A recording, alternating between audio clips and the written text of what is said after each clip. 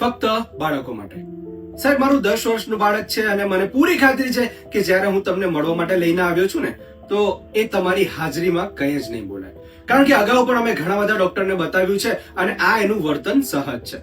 આવી ફરિયાદ ટ્યુશન, નીચે એપાર્ટમેન્ટમાં રમવા જાય ત્યારે અને અમે ફરવા જઈએ ત્યારે પણ આ સામાન્ય છે. આ બધી જ બાબતો અને આ લક્ષણો સિલેક્ટિવ મ્યુટિઝમના છે, જ્યાં બાળક પોતાની કમ્ફર્ટનેસ અને પરિવારમાં તો સારી રીતે બોલે છે અને સારી રીતે પોતાની દરેક એક્ટિવિટીનું ઇન્વોલ્વમેન્ટ વિડીયોગ્રાફી અથવા લોકો સાથે વાત કરીને પોતે સહજતાથી રજૂ કરતો હોય છે. પરંતુ એક અન્ય જગ્યા, નવી પરિસ્થિતિ, નવા લોકોની સામે આ બોલવાનું તરત જ બંધ કરી દે છે.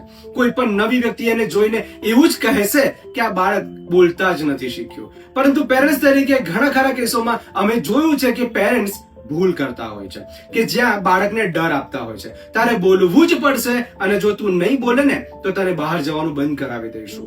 બીજી બાબતો કે જ્યાં અન્યની હાજરીમાં આને કટાક્ષ મારતા અને ટોન્ટ મારતા કહેવામાં આવે છે કે અમારું બાળક તો બોલતા જ નથી શીખ્યું, કે બાળકને ડરાવતા, ધમકાવતા, જમવાનું નહીં આપતા, કેટલીક વખતે માતા અને પિતાનો હાથ ઉપડી જતો. આ બધી જ બાબતોને લઈને બાળક ગભરાતું, ડરતું અને આ માનસિકતા એની વધારે દ્રઢ થતી જતી અને પોતે બોલવાનું વર્તન કરતું જ નહીં.